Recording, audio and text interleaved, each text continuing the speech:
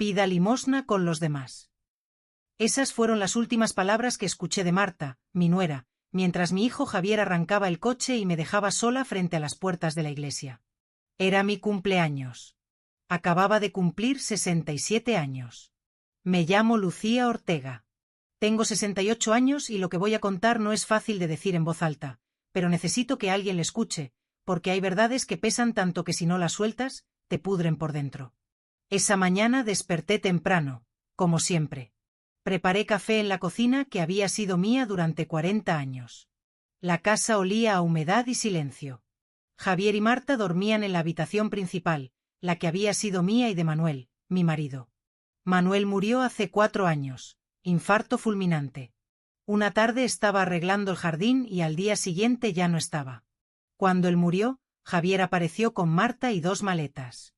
«Mamá, no puedes quedarte sola», me dijo. «Nosotros cuidaremos de ti». Al principio me sentí aliviada. Pensé que era amor. Pensé que era familia. Pero las cosas cambian despacio. Tan despacio que no te das cuenta hasta que ya es tarde. Primero fue mi habitación. «Mamá, tú no necesitas tanto espacio. La habitación de servicio es más cómoda para ti». Después fue mi lugar en la mesa, luego mi voz en las decisiones y yo callé. Porque una madre siempre encuentra formas de justificar a sus hijos. Pero antes de continuar, verifica si ya te has suscrito al canal, deja tu me gusta y cuéntame en los comentarios desde dónde estás escuchando mi historia. Me gustaría mucho saber hasta dónde ha llegado. Esa mañana de mi cumpleaños preparé el desayuno para los 3. Tostadas con tomate y aceite, un poco de jamón, café recién hecho. Puse la mesa con cuidado, esperando que tal vez, solo tal vez, recordaran qué día era. Javier bajó primero con el móvil en la mano. Ni siquiera me miró. ¿Ya está listo?, preguntó. Sí, hijo. Siéntate. Marta apareció después con una bata de seda que había sido mía. La reconocí porque Manuel me la regaló en nuestro último aniversario. Se sentaron, comieron en silencio. Esperé a que dijeran algo. Cualquier cosa, nada. Lavé los platos mientras ellos hablaban de un viaje que planeaban hacer. Sin ella, obviamente, escuché que Marta decía. Javier se rió. A media mañana, Javier entró a la cocina con las llaves del coche en la mano. Mamá, vamos a salir. Necesitamos que vengas con nosotros. Me cambié rápido. Pensé que tal vez me llevarían a algún lugar especial. Tal vez si recordaban. Subí al coche. Marta iba delante con gafas de sol. Yo atrás callada. Atravesamos la ciudad. Vi las calles que conocía de memoria. El mercado donde compraba las verduras, la pastelería donde Manuel me compraba el pan los domingos. Pero seguimos de largo. Javier se detuvo frente a la iglesia de San Rafael, una iglesia vieja con escalones desgastados y puertas de madera pesada. Bájate, mamá, aquí. ¿Por qué? Marta se giró. Tenía esa sonrisa que siempre me hacía sentir pequeña. Pida limosna con los demás, dijo. Ya no podemos mantenerla más.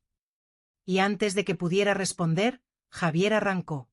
Me quedé parada en la acera con el vestido que había lavado esa mañana. Con las manos vacías y el corazón roto.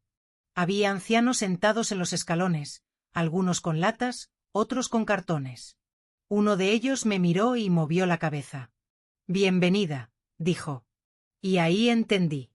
Mi hijo me había abandonado el día de mi cumpleaños. Para entender cómo llegué a esa acera frente a una iglesia con el corazón partido en 1000 pedazos, necesito llevarlos atrás en el tiempo. Necesito que conozcan a la Lucía que fui, la Lucía que reía, la Lucía que amaba. Conocí a Manuel cuando tenía 22 años. Él tenía 25. Trabajaba en una ferretería del centro y yo vendía flores en el mercado con mi madre. Un sábado llegó buscando un ramo para su madre. Escogió claveles blancos. ¿Estos le gustarán?, me preguntó. Depende, le dije. ¿Qué tipo de mujer es ella? Se rió. Tenía una risa honesta de esas que te hacen sentir que el mundo es un lugar seguro. Es como tú, dijo, de las que dicen la verdad. Nos casamos 8 meses después en esa misma iglesia de San Rafael, donde 45 años más tarde mi hijo me abandonaría. Qué ironía, ¿verdad? La vida tiene esas vueltas. Manuel no era rico, pero era bueno. Trabajaba duro, llegaba cansado, pero siempre con ganas de hablar conmigo. Nos sentábamos en el patio después de cenar bajo el árbol de nísperos que él mismo plantó y hablábamos de todo y de nada. Algún día esta casa será tuya completa, me decía, y cuando yo no esté, quiero que sepas que todo lo que construimos fue para ti, Lucía, para ti. Yo me reía. No digas eso. Vas a vivir 100 años. Pero él me agarraba la mano con fuerza. Prométeme que nunca dejarás que nadie te quite lo que es tuyo. Prométemelo. Yo se lo prometí. Pero no entendí por qué me lo pedía con tanta seriedad. No hasta mucho después. Javier nació cuando yo tenía 27 años. Fue un parto largo, difícil. Manuel no se movió de mi lado. Cuando escuchamos el primer llanto de nuestro hijo, los dos lloramos. Lo logramos, me dijo Manuel. Ya somos 3. Javier era un niño tranquilo, callado. No era de los que corrían por la casa o hacían desastres. Prefería quedarse en su cuarto leyendo o dibujando. Manuel siempre decía que era demasiado serio para su edad. Ese niño piensa mucho, decía. Hay que enseñarle a sentir. Y lo intentamos. Lo llevamos a pasear, a la feria, al cine, pero Javier siempre parecía estar en otro lugar, como si nada de lo que hacíamos fuera suficiente. Cuando cumplió 15 años, empezó a pelearse con Manuel. Discutían por todo, por los estudios, por el dinero, por el futuro. Quiero estudiar fuera, decía Javier. Aquí no hay nada para mí. Aquí está tu familia, respondía Manuel. Eso es todo lo que necesitas. Pero Javier no lo veía así. Se fue a los 18 con una beca a estudiar administración. Llamaba poco, visitaba menos.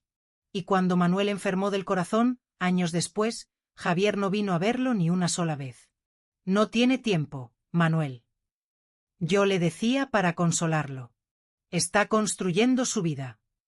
Pero Manuel me miraba con esos ojos cansados y decía, ese muchacho no está construyendo nada bueno, Lucía. Ya lo verás. No quise creerle. Una madre nunca quiere creer que su hijo puede ser cruel. Los últimos años con Manuel fueron los más tranquilos. Ya no trabajaba. Pasábamos las tardes juntos. Él cuidaba su jardín y yo cocinaba sus platos favoritos. Cocido, lentejas, tortilla de patatas. Eres la mejor cocinera del mundo, me decía. Eres el mejor mentiroso, le respondía yo. Y nos reíamos. Una tarde de noviembre hace 4 años, Manuel estaba podando las plantas del patio. Yo preparaba zumo de naranja en la cocina. Escuché un golpe seco. Salí corriendo. Estaba tirado junto al árbol de nísperos con las manos en el pecho, los ojos abiertos mirando el cielo. Manuel, Manuel, por favor. Llamé a la ambulancia, llamé a Javier, llamé a los vecinos, pero ya era tarde. Mi Manuel se fue así, sin avisar, sin despedirse. Me dejó sola en esa casa que habíamos construido juntos. Me dejó con el silencio y con las promesas que no pude cumplir. El funeral fue pequeño. Javier llegó con Marta. Era la primera vez que la conocía. Una mujer alta, delgada. Con la mirada fría. No lloró ni siquiera cuando bajaron el ataúd. Después del entierro, Javier se acercó a mí. Mamá, necesitamos hablar. Fuimos a una cafetería cerca del cementerio. Marta pidió un té. Javier un café solo. Yo no pedí nada. No tenía hambre. No tenía ganas de nada. Mamá, no puedes quedarte sola en esa casa, dijo Javier. Es muy grande, es peligroso para ti. Yo he vivido siempre en esa casa, Javier. Ahí está toda mi vida. Por eso mismo necesitas compañía. Marta y yo nos mudaremos contigo, te cuidaremos. Miré a Marta. Ella sonrió, pero era una sonrisa que no llegaba a los ojos. No es necesario, hijo. Yo puedo sola. Mamá, por favor, no me hagas rogar. Y ahí estaba otra vez. Esa culpa que las madres cargamos siempre. Esa voz que dice, si tu hijo te pide algo, tienes que dárselo. Está bien, dije, pero es temporal solo hasta que yo me acostumbre. Javier asintió. Marta tomó un sorbo de su té. Claro, mamá, temporal. Pero yo debí saber que nada en esta vida es temporal, que cuando abres la puerta de tu casa, a veces dejas entrar cosas que ya no puedes sacar. A veces confiamos demasiado en quien no debemos. ¿Tú también te has decepcionado de alguien que amabas? Cuéntame tu historia en los comentarios. Quiero leerte. Los primeros meses después de que Javier y Marta se mudaron a mi casa fueron extraños. No diría que fueron malos, pero tampoco fueron buenos. Era como vivir con extraños que conocían la distribución de los muebles. Llegaron un sábado de diciembre, 3 semanas después del funeral de Manuel. Traían cajas, maletas, bolsas de ropa. Marta entró mirando todo con esos ojos que parecían estar calculando el valor de cada cosa. Es más pequeña de lo que pensaba, dijo. Me quedé callada. Esa casa tenía 120 metros cuadrados, 3 habitaciones, 2 baños, un patio con el árbol de nísperos y el jardín que Manuel cuidó durante años. Para mí era un palacio, para ella, al parecer era una decepción. Javier subió las cajas a la habitación de invitados. Mamá, ¿te parece bien si nos quedamos aquí mientras encontramos algo definitivo? Claro, hijo. Esta es tu casa. Pero Marta frunció el ceño. ¿La habitación de invitados? Javier, esa habitación es oscura y huele a humedad. Es temporal, Marta, dijo Javier, pero su voz sonaba cansada. No, tu mamá tiene la habitación principal, ella sola. Esa habitación tiene baño propio, tiene armario grande. No es justo. Me quedé helada. Esa era mi habitación. La habitación donde Manuel y yo dormimos durante 40 años, donde nacieron nuestros sueños, donde lloramos nuestras penas, donde envejecimos juntos. Marta, esa es la habitación de mi mamá, dijo Javier, pero su voz no tenía firmeza. Javier, tu mamá está sola, no necesita tanto espacio. Nosotros somos 2, es lógico. Y entonces me miró a mí.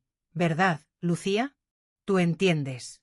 Además, la habitación de servicio es muy cómoda. Tiene su baño, su ventana. Vas a estar bien ahí. La habitación de servicio. La habitación donde mi mamá durmió cuando vino a cuidarme después del parto de Javier. La habitación donde guardábamos las cajas viejas y las cosas que ya no usábamos. Miré a Javier. Esperé que dijera algo.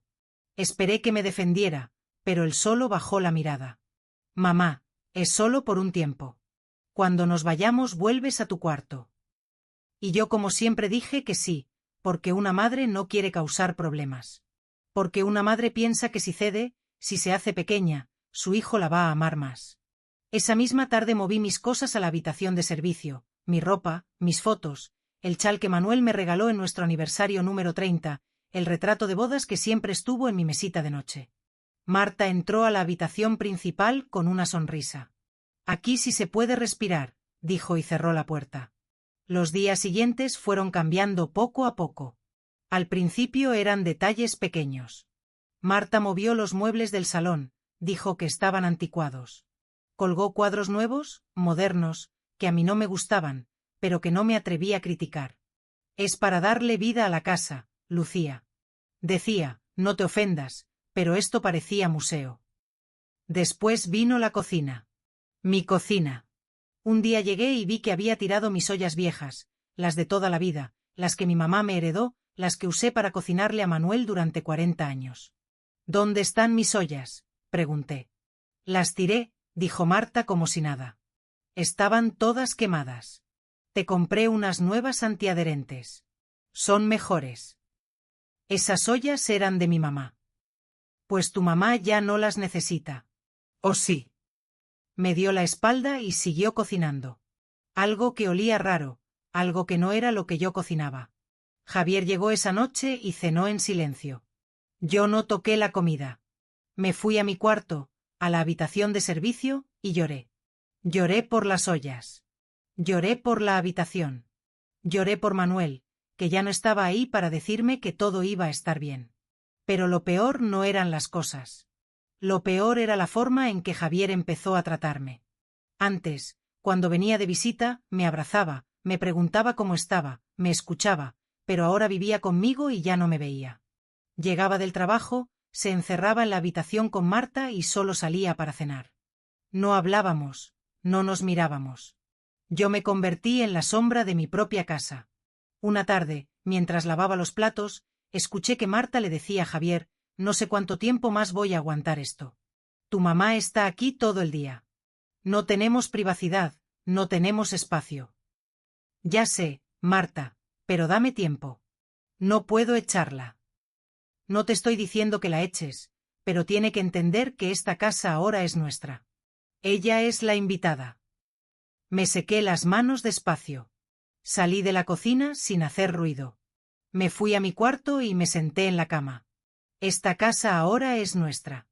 Ella es la invitada. Esas palabras se me clavaron como agujas. Pasaron los meses. Javier y Marta no buscaron otra casa, no hablaron de irse y yo no pregunté porque tenía miedo de la respuesta. En marzo, un año después de la muerte de Manuel, Marta empezó a invitar gente a la casa, amigas suyas, elegantes, perfumadas, que me miraban con lástima. «¿Ella es tu suegra?». Escuché que una le preguntaba. «Sí», respondió Marta. «Pobrecita. Está muy sola, por eso vive con nosotros». «Pobrecita». Como si yo fuera una carga, como si ellos me estuvieran haciendo un favor. Pero yo seguía cocinando, seguía limpiando, seguía lavando su ropa porque pensé que si me hacía útil, si no causaba problemas, me dejarían quedarme en mi propia casa. Qué triste, ¿verdad?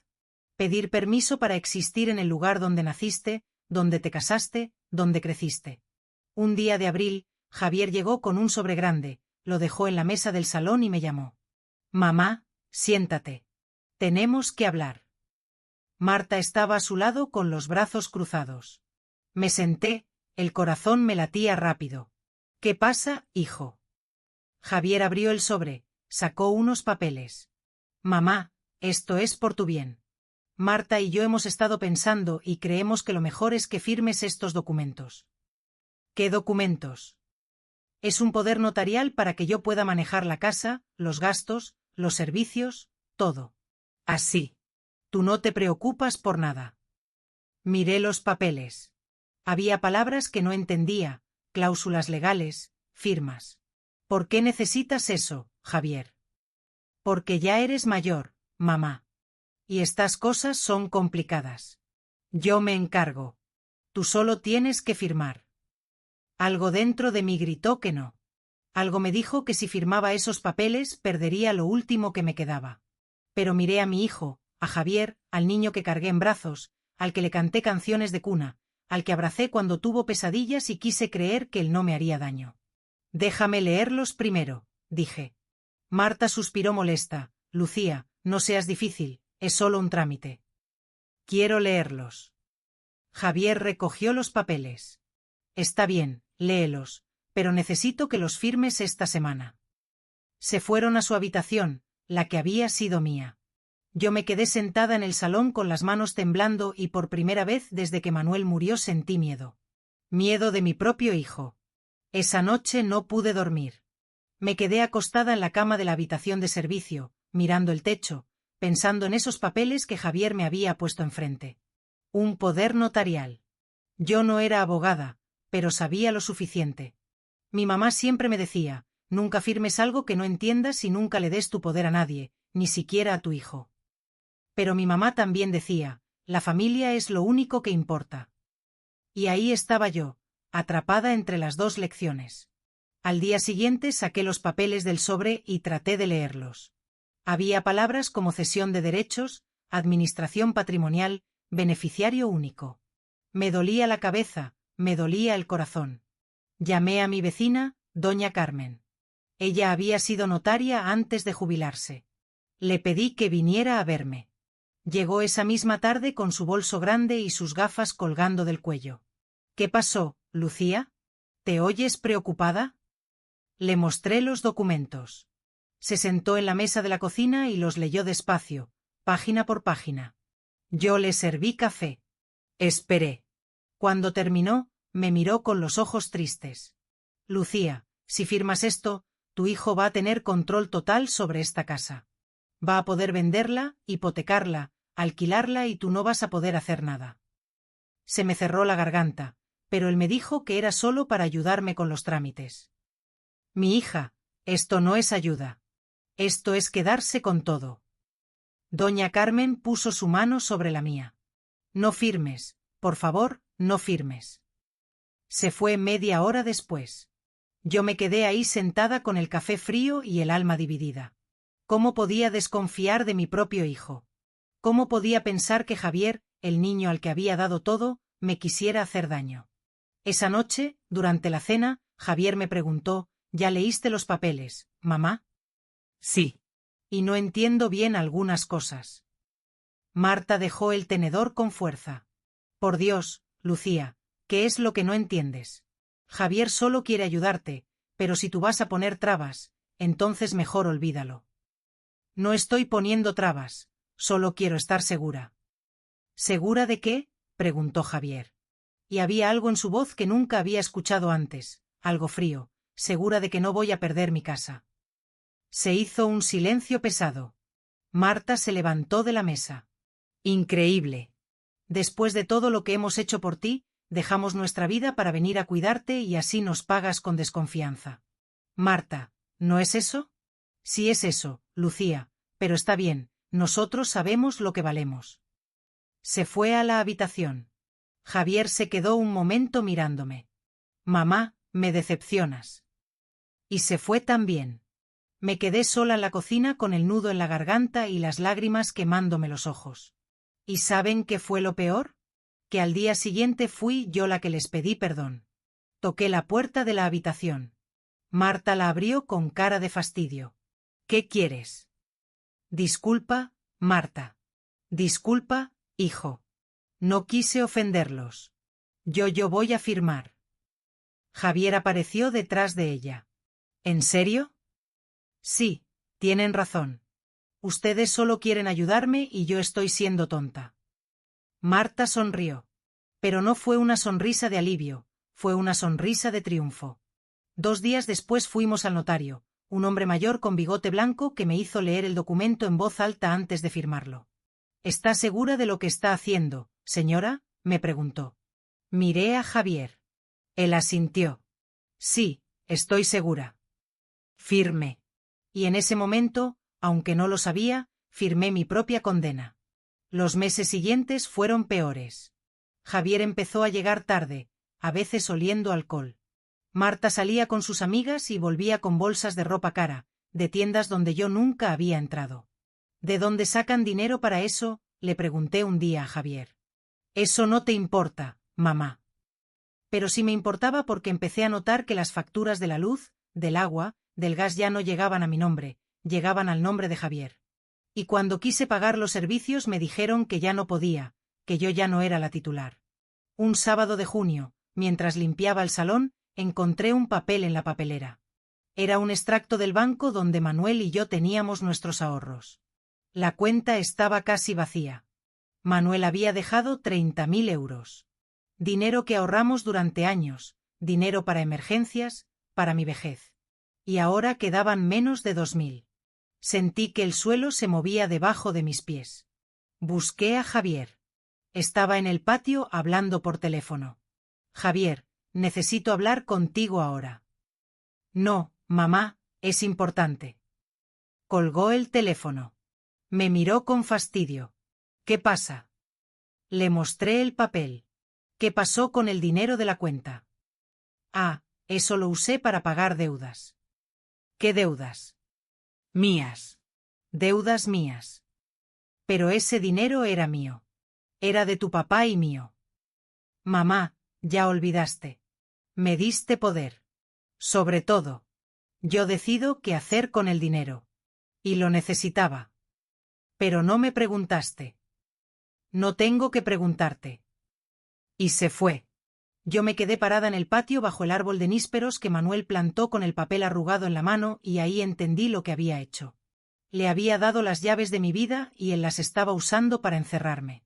Pero todavía no me iba, todavía no podía irme porque no tenía dónde ir y porque seguía creyendo con esa esperanza tonta que tienen las madres, que mi hijo iba a cambiar, que un día iba a despertar y recordar quién era, recordar que yo era su mamá, que yo lo había cuidado, alimentado, amado. Pero esos días nunca llegaron. En septiembre empezaron las peleas por todo, por la comida que cocinaba, por el ruido que hacía al barrer, por existir. ¿Por qué siempre estás aquí?, me gritó Marta un día. ¿No tienes amigas? ¿No tienes vida? Esta es mi casa, le dije con la voz temblando. Esta era tu casa. ¿Ahora es de Javier o ya se te olvidó que firmaste? Y así fue. Poco a poco me fui haciendo invisible. Dejé de cocinar porque todo lo que hacía les molestaba. Dejé de limpiar porque Marta contrató a una chica para eso. Dejé de hablar porque ya nadie me escuchaba. Me convertí en un fantasma en mi propia casa. En octubre, Javier me dijo que ya no cenara con ellos. Es que Marta y yo necesitamos tiempo a solas. Entonces, ¿dónde voy a cenar? En tu habitación.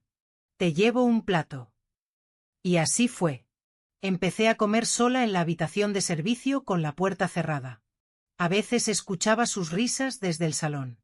Escuchaba música, conversaciones, vida y yo estaba del otro lado de la pared, muerta en vida.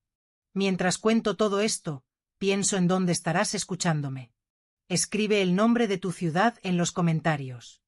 Una noche de noviembre, un año después de la muerte de Manuel, me desperté con sed. Salí de la habitación para ir a la cocina y los escuché.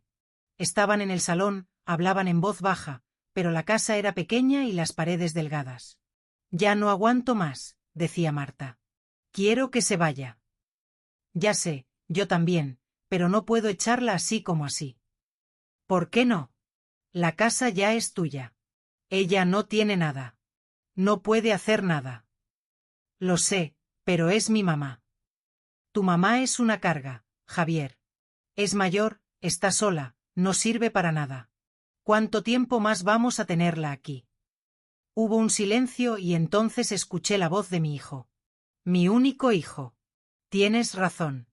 Ya es hora. Voy a pensar en algo. Me quedé helada en el pasillo. Volví a mi habitación sin hacer ruido. Me acosté y lloré hasta que me quedé dormida porque ahí entendí que lo había perdido, que el niño que cargué en brazos, el que abracé cuando tuvo fiebre, el que consolé cuando se cayó de la bicicleta, ya no existía. Y en su lugar había un extraño que quería deshacerse de mí. Después de esa noche, después de escuchar a mi hijo decir que iba a pensar en algo para deshacerse de mí, todo cambió. O mejor dicho, yo cambié. Me volví silenciosa, observadora. Empecé a notar cosas que antes ignoraba porque no quería verlas. Empecé a despertar temprano antes que ellos. Me quedaba quieta en mi habitación escuchando sus conversaciones, sus planes, sus mentiras y descubrí cosas que me partieron el alma en pedazos tan pequeños que ya no sabía cómo volver a juntarla. Una mañana de diciembre escuché que Marta hablaba por teléfono en el salón. Sí, mamá, ya casi. Solo es cuestión de tiempo. La casa ya está a nombre de Javier, el dinero también. Solo falta que la vieja se vaya. Hizo una pausa. Escuchó lo que fuera que su madre le decía. No, no va a haber problema. Ella no tiene familia, no tiene amigos, no tiene a nadie. Cuando se vaya, nadie va a preguntar por ella. Se rió. Una risa fría, calculadora. Te lo dije desde el principio. Este era el plan y está funcionando. Cerré los ojos, respiré hondo y seguí escuchando. Javier dice que para febrero ya la sacamos. Le vamos a decir que encontramos una residencia muy bonita, que ahí va a estar mejor y si no quiere ir, pues la obligamos. Mi corazón latía tan fuerte que pensé que iban a escucharlo. Una residencia. Querían meterme a una residencia y de repente todas las piezas encajaron. Los papeles que me hicieron firmar, el dinero que desapareció, el aislamiento, todo había sido planeado desde el principio, desde el día del funeral de Manuel. Esa misma tarde, mientras Javier estaba en el trabajo y Marta había salido con sus amigas, busqué entre los papeles que guardaban en el estudio que había sido de Manuel, donde él guardaba los documentos importantes, las escrituras de la casa, los recibos, todo. Ahora era la oficina de Javier y yo tenía prohibido entrar, pero entré, abrí los cajones con manos temblorosas, encontré facturas, recibos de tarjetas de crédito, extractos de cuenta y entonces vi algo que me heló la sangre, un folleto de una residencia llamada Jardines del Atardecer. Tenía fotos de ancianos sentados en sillas de ruedas mirando la nada. Habitaciones pequeñas, grises, sin vida. Y en el folleto con la letra de Javier había una nota. Opción 1, habitación compartida. 800 euros al mes. Mamá no se va a quejar. 800 euros al mes. La habitación más barata, la más triste. Y abajo con otra letra, la de Marta. Perfecto. Con lo que queda de su pensión alcanza y nosotros nos ahorramos sus gastos. Se me cayó el folleto de las manos. Así que ese era el plan, meterme en la residencia más barata que pudieran encontrar, pagar con mi propia pensión y quedarse con la casa, con el dinero, con todo. Y yo iba a terminar mis días en una habitación compartida, oliendo a orines y desinfectante, esperando la muerte. Salí del estudio, cerré la puerta despacio, volví a mi habitación y por primera vez en meses sentí algo más fuerte que la tristeza. Sentí rabia, pero todavía no sabía qué hacer con ella. Los días siguientes los pasé como en una niebla. Seguía cocinando cuando me lo pedían, seguía limpiando. Seguía siendo invisible, pero por dentro algo había cambiado. Por dentro estaba despertando. Una tarde, a finales de diciembre, llegó una carta. La vi en el buzón cuando salí a barrer el patio. Era del banco. La abrí con cuidado. Era un extracto de cuenta de una cuenta que no conocía, una cuenta a nombre de Javier y tenía 40.000 euros. 40.000 euros. ¿De dónde había sacado ese dinero? Revisé las transacciones. Había un depósito grande de 30.000 euros hecho en junio, el mes en que descubrí que nuestra cuenta estaba vacía y después depósitos más pequeños, transferencias, pagos. Y entonces vi algo que me hizo temblar, una transferencia de 10.000 euros con un concepto que decía, señal venta propiedad, calle Nísperos 47. Calle Nísperos 47. Mi casa, mi casa. Habían vendido mi casa o al menos habían recibido una señal y yo no sabía nada. Doblé el papel, lo guardé y esperé. Esa noche, durante la cena, Javier estaba de buen humor. Se sirvió vino. Le sirvió a Marta. Brindaron. ¿Por qué brindan?, pregunté. Porque las cosas van bien, mamá. Muy bien. ¿Qué cosas? Javier y Marta se miraron. Sonrieron. Marta y yo vamos a mudarnos pronto. Compramos un piso en la ciudad más grande, más moderno. Ah, dije, qué bueno. Sí. Y tú vas a estar muy bien, mamá. Ya lo verás. No pregunté más porque sabía que si preguntaba iban a mentir. Preferí seguir investigando por mi cuenta. Al día siguiente, mientras ellos dormían, salí de la casa, caminé hasta el centro, fui al registro de la propiedad. Quiero saber si una propiedad está en venta, le dije a la señorita que me atendió. Dirección calle Nísperos 47. Buscó en su ordenador. Tardó unos minutos. Sí, hay una operación en proceso. Escrituración pendiente. El propietario actual es el señor Javier Ortega. El comprador es una empresa inmobiliaria. Valor de venta 250.000 euros. 250.000 euros. La casa que Manuel y yo compramos hace más de 40 años. La casa donde nació mi hijo. La casa donde envejecí.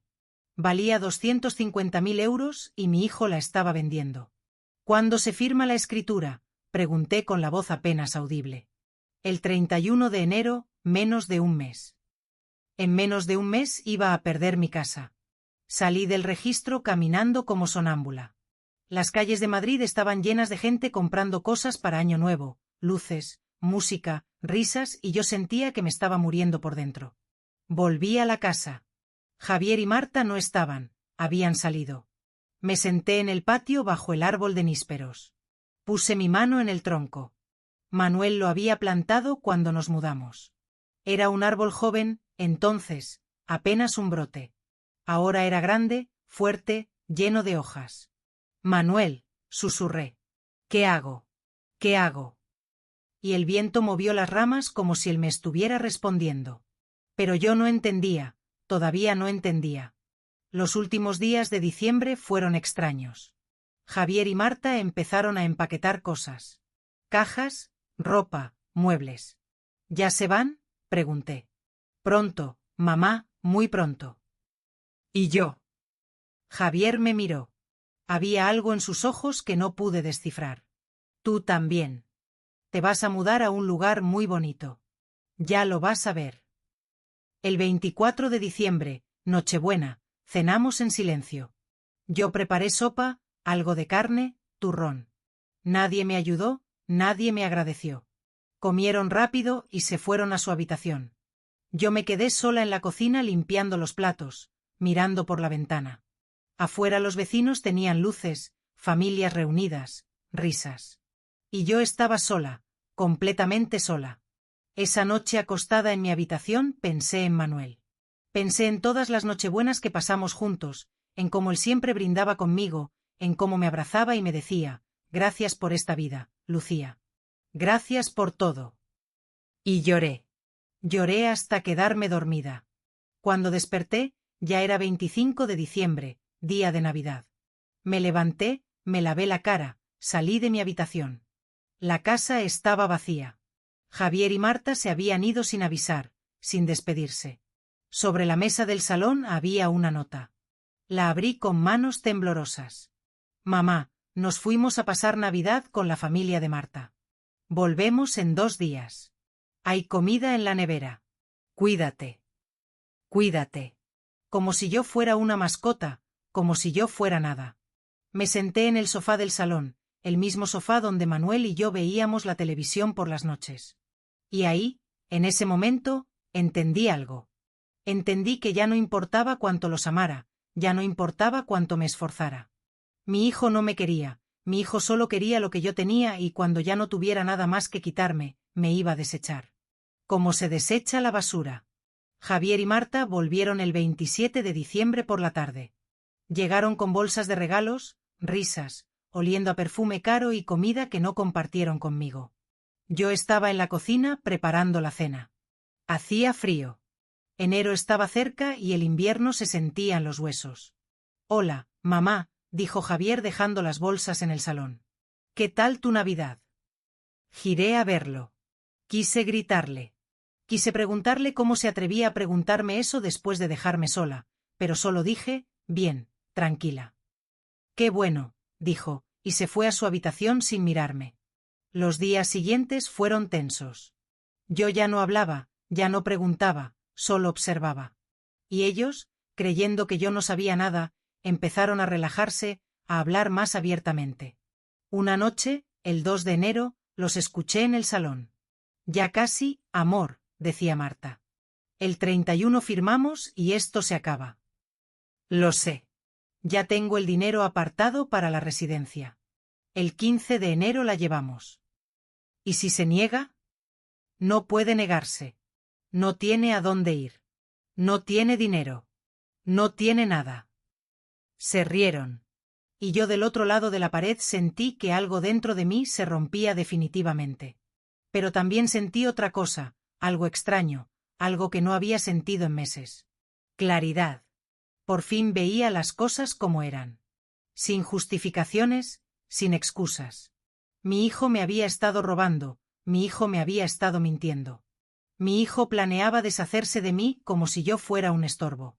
Y yo había dejado que pasara porque amaba, porque confiaba, porque creía que la sangre era más fuerte que todo. Pero me equivoqué. El 10 de enero fue mi último intento. Esa mañana, después de que Javier se fue a trabajar y Marta salió a quién sabe dónde, me senté en su habitación, en la que había sido mía. Esperé a que volviera. Llegó a media tarde cargando bolsas de ropa nueva. Mamá, ¿qué haces aquí? Necesito hablar contigo, hijo. Suspiró. Dejó las bolsas en la cama. ¿De qué? ¿De la casa? ¿De lo que está pasando? Su cara cambió. Se puso tensa. ¿Qué está pasando? Sé que la vendiste, Javier. Sé que el 31 firmas la escritura. Sé que me quieres meter a una residencia. Hubo un silencio largo. Javier se sentó en la cama. No me miró. ¿Cómo te enteraste? Eso no importa. Lo que importa es que es mi casa, la casa que tu papá y yo compramos. La casa donde tú creciste. Mamá, la casa ya es mía. Tú firmaste. Ya lo olvidaste. Me engañaste. Me dijiste que era solo para ayudarme con los trámites y te ayudé. Vendí la casa porque es vieja, porque necesita arreglos, porque no vale la pena mantenerla. Con ese dinero puedo comprar algo mejor. ¿Y yo? ¿Dónde quedo yo en tus planes? Por fin me miró y lo que vi en sus ojos me dolió más que cualquier golpe. Indiferencia. Mamá, ya eres mayor. Ya no puedes vivir sola. La residencia es lo mejor para ti. Ahí van a cuidarte, te van a dar comida, medicinas, vas a estar bien. No quiero ir a una residencia. Quiero quedarme en mi casa. Esta ya no es tu casa. Esas palabras cayeron como piedras. ¿Cómo puedes decirme eso?, susurré. Soy tu mamá. Y yo soy tu hijo y tengo derecho a hacer mi vida, a vivir bien, a no cargar contigo. Cargar conmigo. Se levantó, caminó hacia la ventana. Mamá, toda mi vida me sacrifiqué. Cuidé de ti cuando papá murió. Te aguanté, te di casa y ahora necesito que tú hagas tu parte. Necesito que te vayas. Me quedé callada porque ya no había nada que decir. Me levanté despacio, salí de la habitación, cerré la puerta y en ese momento supe que lo había perdido para siempre. El 15 de enero, como habían planeado, Javier me dijo que empaquetara mis cosas. Mañana te llevo a la residencia. No voy a ir. No es una pregunta, mamá, es una decisión. No puedes obligarme. Marta apareció detrás de él con los brazos cruzados. Claro que podemos. Tienes dos opciones. O vas voluntariamente o te llevamos a la fuerza. Y créeme, Lucía, no querrás que sea la segunda. Esa noche no dormí. Me quedé sentada en mi cama mirando las paredes de la habitación de servicio. La habitación donde había pasado los últimos 3 años de mi vida. Pensé en Manuel. Pensé en todo lo que construimos juntos y pensé en cómo en cuestión de años todo se había derrumbado. Al día siguiente, 16 de enero, desperté con una decisión. No iba a ir a ninguna residencia. Me levanté, me duché, me puse mi mejor vestido, el que Manuel me regaló en nuestro último aniversario. Un vestido sencillo de flores pequeñas que me quedaba flojo porque había perdido mucho peso. Bajé a la cocina. Javier y Marta estaban desayunando. ¿Ya empaquetaste?, preguntó Javier. No voy a ir, dije con voz firme. Mamá, no empieces. No voy a ir porque esta es mi casa y no me voy a ir de aquí. Marta se levantó de la mesa, se acercó a mí. Había algo peligroso en su mirada. Escúchame bien, Lucía. Esta casa ya no es tuya. Tú no decides nada. Y si no te vas por las buenas, te vas por las malas. No me voy. Y entonces pasó algo que nunca olvidaré. Marta me empujó. No fue fuerte, pero fue suficiente para que perdiera el equilibrio y me golpeara contra la mesa. Javier no dijo nada, solo la miró y después me miró a mí. Mamá, por favor, no hagas esto más difícil. Me levanté. Me dolía la espalda, pero no dije nada. Está bien, dije. Me voy. Marta sonrió. Buena decisión. Subí a mi habitación, empaqueté mis cosas en una bolsa vieja, ropa, algunas fotos, el chal de Manuel, nada más, porque no necesitaba más. Bajé. Javier me esperaba en la puerta con las llaves del coche. Vamos, dijo.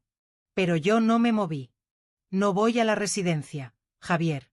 Si me voy de aquí, me voy sola a donde yo quiera. ¿Y a dónde vas a ir?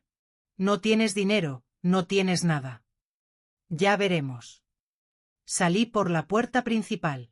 Caminé por la calle donde había vivido 40 años. Los vecinos me miraron con curiosidad. Doña Carmen salió de su casa. Lucía, ¿estás bien? Sí, doña Carmen, estoy bien. ¿A dónde vas? No lo sé todavía. Me abrazó y en ese abrazo sentí más amor del que había sentido en años en mi propia casa. Caminé durante horas, no supe a dónde ir. Terminé en la Plaza Mayor, me senté en un banco, vi pasar la gente, familias, parejas, niños corriendo y yo ahí sola, con 66 años, sin casa, sin dinero, sin nada, pero todavía con dignidad. Esa noche dormí en el banco. Hacía frío. Me envolví en mi chal, cerré los ojos y pensé en Manuel. Te fallé, le dije al viento. No pude proteger lo que construimos. Y el viento me respondió con silencio. Los días siguientes fueron los más oscuros de mi vida. Caminaba por las calles buscando trabajo, pero nadie contrata a una mujer de mi edad. Pedí ayuda en las iglesias. Me dieron comida, un lugar para asearme, pero no podía quedarme. Y así pasaron 2 semanas. 2 semanas durmiendo en bancos, en portales, comiendo lo que me daban. 2 semanas sintiéndome menos que humana hasta que llegó mi cumpleaños, el 31 de enero, el día que cumplí 67 años. Esa mañana desperté tiritando en el banco de una plaza cerca de la iglesia de San Rafael. Mi cuerpo dolía, tenía hambre, tenía frío. Y en ese momento, como si el universo quisiera burlarse de mí, apareció el coche de Javier. Se aparcó a unos metros de donde yo estaba. Salieron él y Marta. Venían del banco. Venían de firmar la escritura. Me vieron. Marta le dijo algo a Javier. Él negó con la cabeza, pero ella insistió. Y entonces se acercaron. Mamá, dijo Javier, ¿qué haces aquí? No respondí, solo los miré. Hoy es tu cumpleaños, dijo. Y había algo raro en su voz, algo que podía ser culpa o lástima. Lo sé. ¿Quieres que te llevemos a algún lado? Marta lo tiró del brazo. Javier, no, ya hiciste suficiente. Es mi mamá y ya no es tu problema. Aún me pregunto si hice lo correcto. ¿Y tú qué habrías hecho en mi lugar? Javier me miró una última vez. Vi algo en sus ojos, algo que pudo haber sido arrepentimiento, pero no fue suficiente. Súbete al coche, mamá.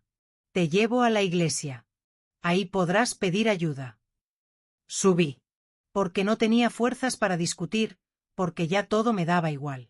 Llegamos a la iglesia de San Rafael, la misma donde me casé con Manuel, la misma donde había ido a misa todos los domingos durante 40 años. Javier se detuvo frente a las escaleras. Bájate, mamá. Bajé con mi bolsa, con mi chal, con lo poco que me quedaba y entonces Marta bajó la ventanilla. Se rió, una risa fría, victoriosa. Pida limosna con los demás, dijo. Y Javier arrancó. Me quedé ahí parada viendo cómo el coche se alejaba, viendo cómo mi hijo me abandonaba. El día de mi cumpleaños me quedé parada frente a las escaleras de la iglesia de San Rafael. Durante no sé cuánto tiempo, el sol empezaba a bajar, la tarde se volvía fría y yo seguía ahí con mi bolsa en la mano tratando de entender qué acababa de pasar. Mi hijo me había abandonado. En mi cumpleaños había ancianos sentados en los escalones, los mismos que había visto ese primer día, hace 2 semanas, cuando Javier me dejó aquí por primera vez. Pero esta vez era diferente. Esta vez sabía que no era temporal. Esta vez sabía que no había vuelta atrás. Un hombre mayor, con barba gris y ojos cansados, me hizo un gesto. Siéntese, señora. Aquí hay sitio. Me senté a su lado, puse mi bolsa entre mis piernas, miré la calle. ¿Primera vez?, preguntó el hombre. No, dije. Ya estuve aquí. Pero ahora es diferente. Siempre es diferente, dijo. Hasta que dejas de sentir. Entonces todo es igual. Pasamos la tarde en silencio. Algunos que pasaban daban monedas. Yo no pedía, no podía. Todavía tenía algo de orgullo, aunque ya no sabía para qué me servía. Cuando oscureció, el hombre me dijo, hay un albergue a 3 calles, dan cena y cama, pero hay que llegar temprano porque se llena. Gracias. De nada. Y feliz cumpleaños. Me miró con tristeza, como si supiera. Fui al albergue. Era un edificio viejo con paredes desconchadas y olor a humedad. Había una fila de gente esperando entrar. Ancianos, madres con niños, hombres con miradas vacías. Me puse en la cola, esperé. Cuando llegó mi turno, una mujer con delantal me preguntó, nombre. Lucía. Lucía Ortega. ¿Tiene identificación? Busqué en mi bolsa, saqué mi DNI, el que había sacado hacía 5 años cuando Manuel todavía vivía. En la foto se veía una mujer diferente, una mujer que sonreía. La mujer la revisó y me dejó pasar. Adentro había mesas largas, sillas de plástico, gente comiendo en silencio. Me dieron un plato de sopa y un trozo de pan. Me senté en una esquina.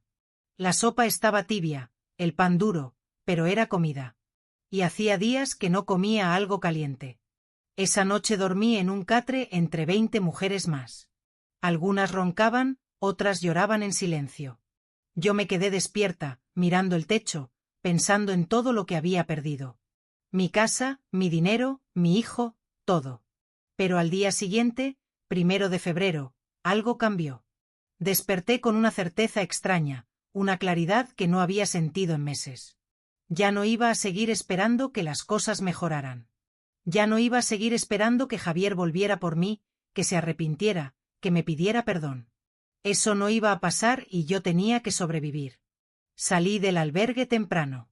Caminé por el centro buscando trabajo, cualquier cosa, limpiar, cocinar, lavar ropa, pero en cada lugar me decían lo mismo. Lo siento, señora, no contratamos personas mayores. Ya tenemos personal. Venga otro día. Mentiras amables, rechazos educados. Pasaron 3 días. 3 días en los que dormí en el albergue, comí lo que me daban y busqué trabajo sin encontrar nada. Hasta que el 4 de febrero, agotada y desesperada, terminé haciendo algo que nunca pensé que haría. Terminé en un vertedero. Había escuchado a otras mujeres en el albergue hablar de eso, de cómo podías encontrar cosas útiles en la basura, botellas de plástico, latas, cartón, cosas que podías vender por unos euros. Así que fui. Era un descampado grande a las afueras de la ciudad. Montañas de basura, olor insoportable, moscas, perros callejeros, gente escarbando entre los desechos. Me quedé parada en la entrada mirando y pensé, esto es lo que soy ahora. Una mujer de 67 años buscando sobras en la basura. Pero entré porque tenía hambre, porque necesitaba dinero, porque ya no me quedaba orgullo. Busqué entre las bolsas, encontré botellas, latas, un jersey que todavía servía. Los metí en mi bolsa. Había otras personas haciendo lo mismo. Algunos me miraban con lástima, otros con indiferencia. Y entonces escuché una voz detrás de mí. Señora Lucía. Me giré. Era un hombre joven vestido con ropa sucia, con la cara marcada por el sol. ¿Cómo sabe mi nombre?, pregunté asustada. Yo trabajé con su esposo hace años en la ferretería del centro. Lo miré bien, no lo reconocía. Manuel Ortega, ¿verdad? Él me ayudó mucho cuando mi papá estaba enfermo. Me consiguió trabajo, me prestó dinero. Era un buen hombre. Se me llenaron los ojos de lágrimas. Sí, era un buen hombre. ¿Qué hace usted aquí, señora? No supe qué responder. ¿Qué le iba a decir?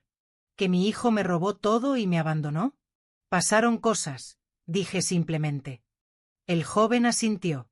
No preguntó más. Si necesita ayuda, señora, aquí todos nos cuidamos. Esto es duro, pero se puede sobrevivir. Me enseñó cómo separar la basura, que era valioso, dónde venderlo. Y al final del día, con las botellas y latas que junté, gané 10 euros. 10 euros. Con eso compré pan y una botella de agua y así pasó una semana, 7 días escarbando basura, durmiendo en el albergue, sobreviviendo.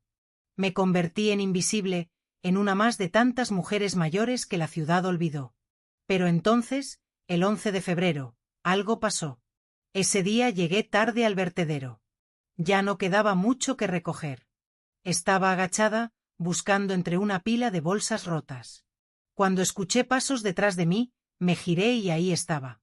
Un hombre alto con traje gris, corbata, zapatos brillantes, completamente fuera de lugar en ese basurero. Me miraba con atención, como si me estuviera buscando. ¿Señora Lucía Ortega?, preguntó. Me quedé helada. ¿Cómo sabía mi nombre? ¿Quién era? ¿Quién pregunta?, dije con voz temblorosa. El hombre sacó un sobre de su maletín. Soy el abogado Ernesto Mora. Llevo semanas buscándola.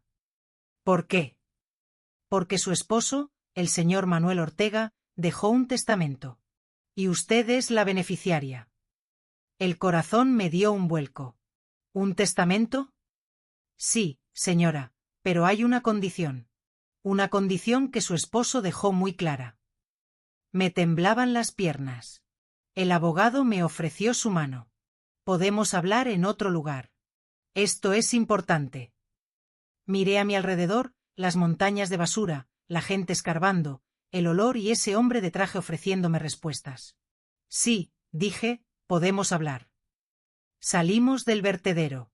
Caminamos hasta una cafetería cercana. El abogado me compró un café y un bocadillo. Yo no había comido algo así en semanas. Comí despacio mientras él me observaba con expresión seria. Cuando terminé, abrió su maletín, sacó una carpeta con documentos. Señora Lucía, su esposo vino a mi despacho hace 5 años, poco antes de morir. Me pidió que hiciera un testamento muy específico. ¿Por qué no me dijo nada? Porque él sabía algo que usted no quería ver. Sabía que su hijo no era de fiar. Esas palabras me dolieron, pero eran ciertas. En este testamento, el señor Manuel le deja todo a usted. La casa, el dinero que tenía guardado, todo, pero con una condición. ¿Qué condición?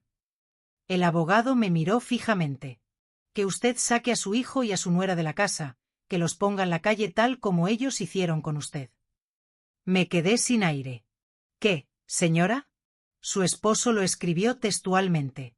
Si mi hijo Javier alguna vez intenta quitarle algo a Lucía, si alguna vez la lastima, ella debe sacarlo de la casa. Sin piedad, sin culpa, porque él no merece nada de lo que construimos. Las lágrimas se empezaron a caer. Pero Javier vendió la casa. Ya firmó. Ya no es mía.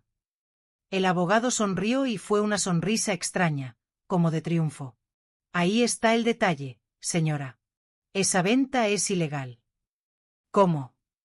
Porque su hijo la hizo firmar un poder notarial con engaños y porque el testamento de su esposo está registrado ante notario público.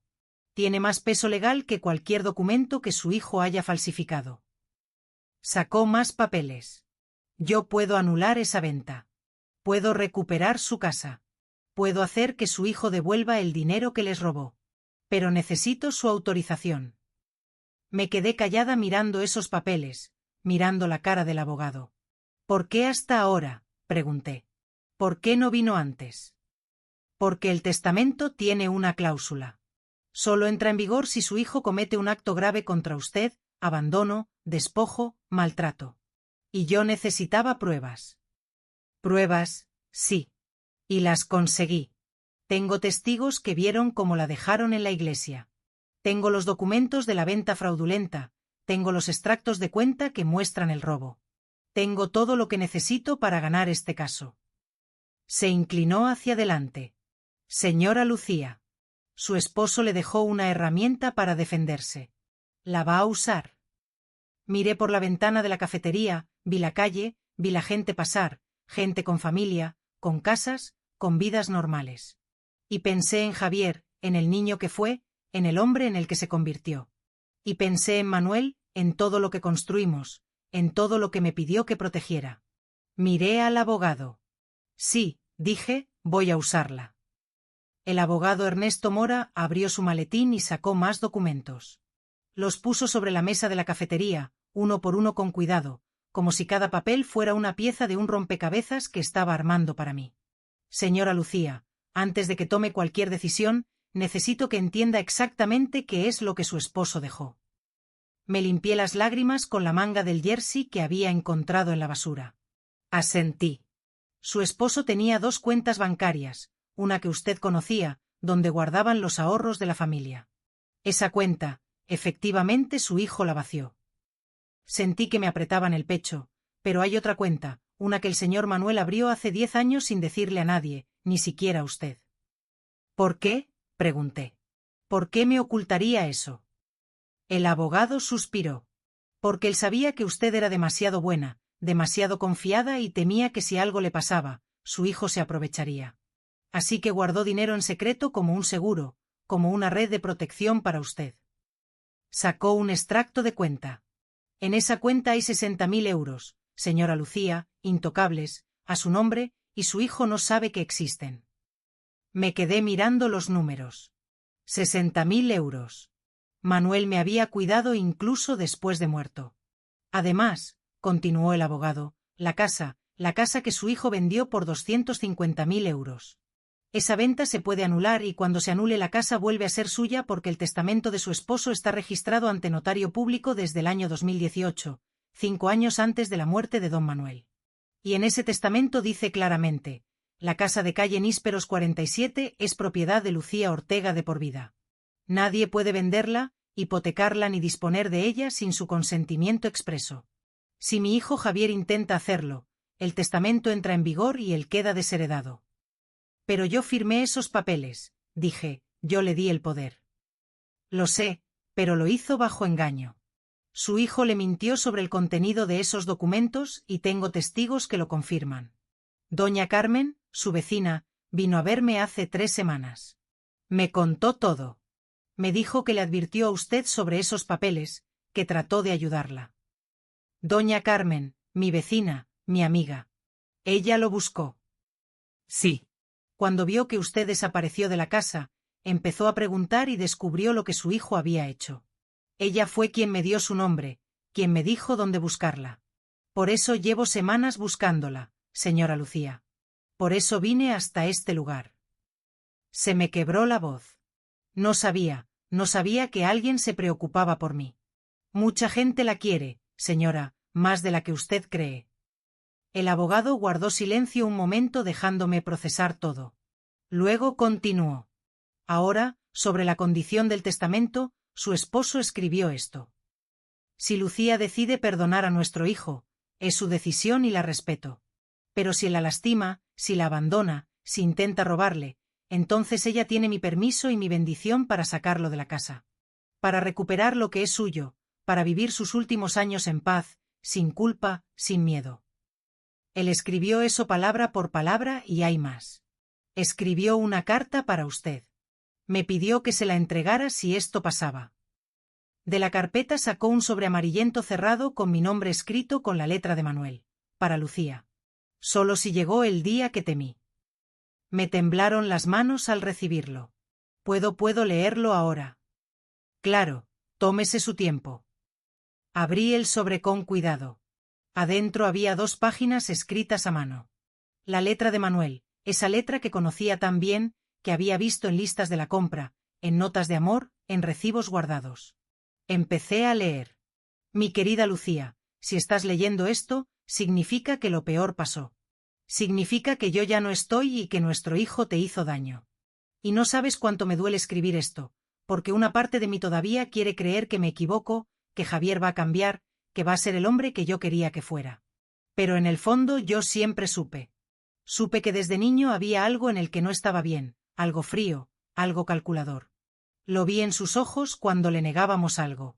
Lo vi en la forma en que trataba a otros niños. Lo vi en la manera en que solo nos buscaba cuando necesitaba algo. Y traté de cambiarlo, Lucía, lo intenté. Pero tú sabes que hay cosas que no se pueden cambiar. Hay personas que nacen con el corazón cerrado y no importa cuánto amor les des, nunca aprenden a darlo de vuelta. Te escribo esto porque te conozco. Sé que cuando yo no esté, vas a tratar de justificarlo. Vas a decir, es mi hijo, es mi sangre, tengo que perdonarlo. Vas a cargarte toda la culpa como siempre haces. Pero escúchame bien, mi amor. Tú no tienes la culpa de nada. Fuiste la mejor madre que alguien podría tener. Le diste todo.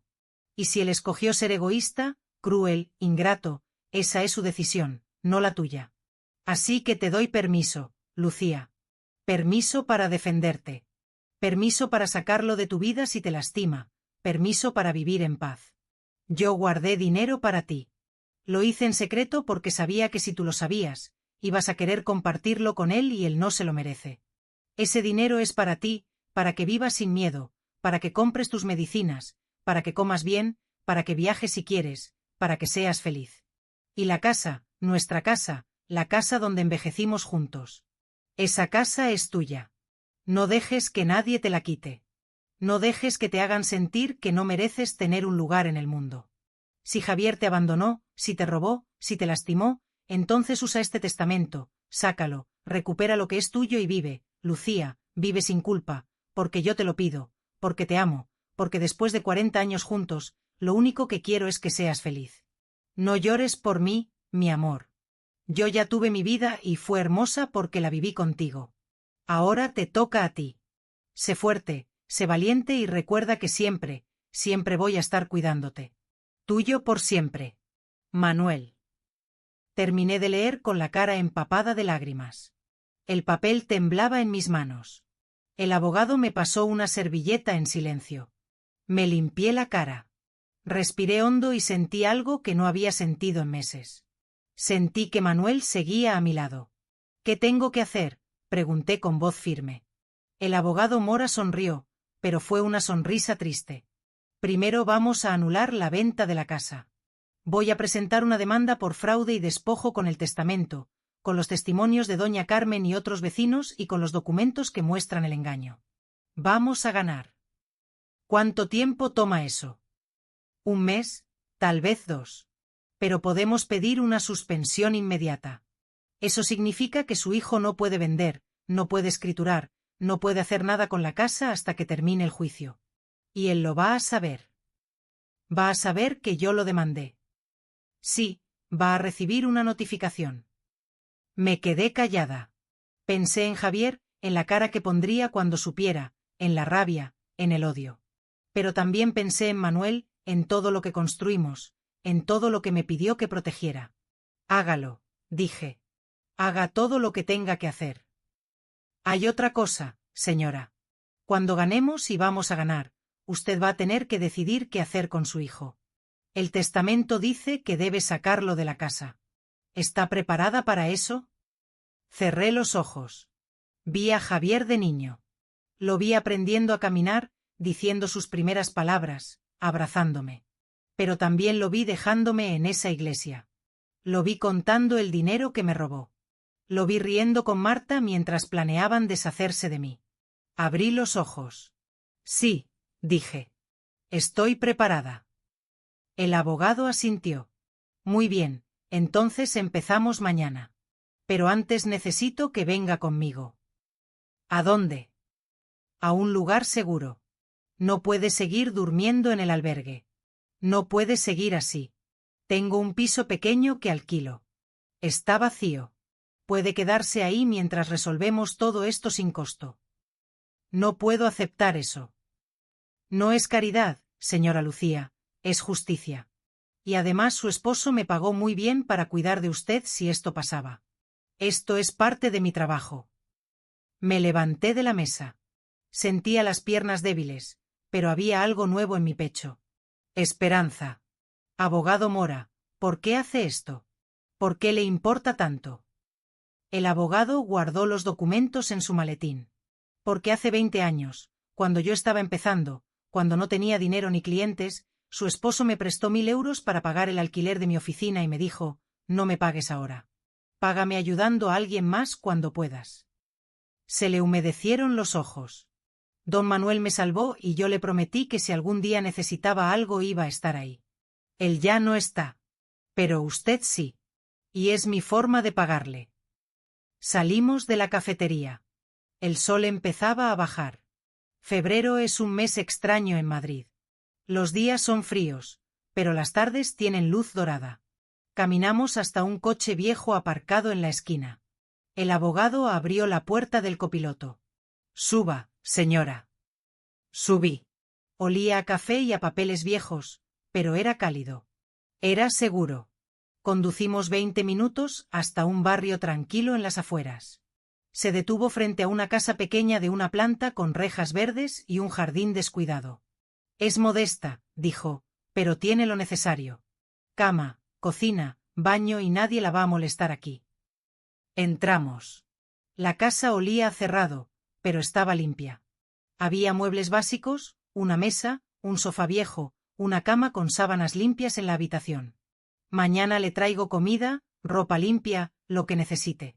Por ahora descanse. Ha sido un día largo. Me dejó las llaves.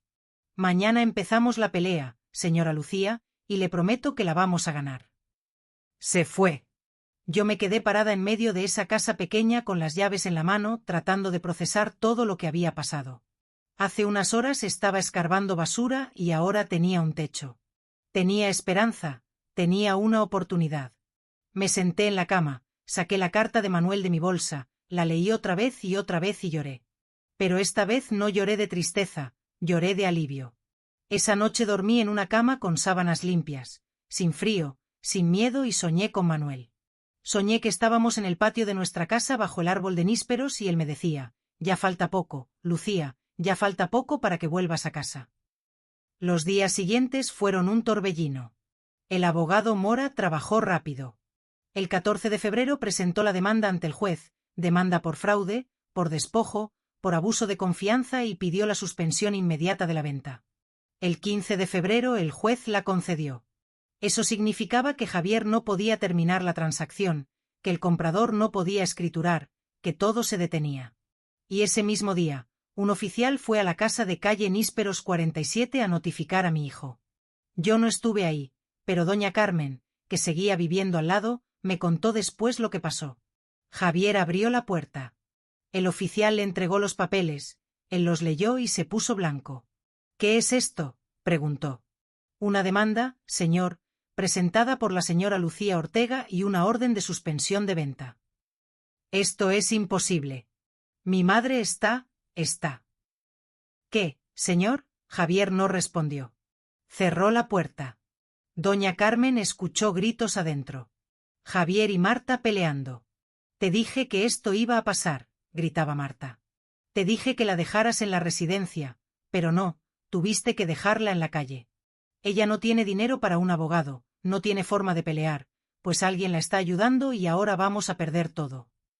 Esa noche Javier fue al despacho del abogado Mora. El abogado me llamó, señora Lucía, su hijo está aquí, quiere hablar con usted. ¿Qué le dijo?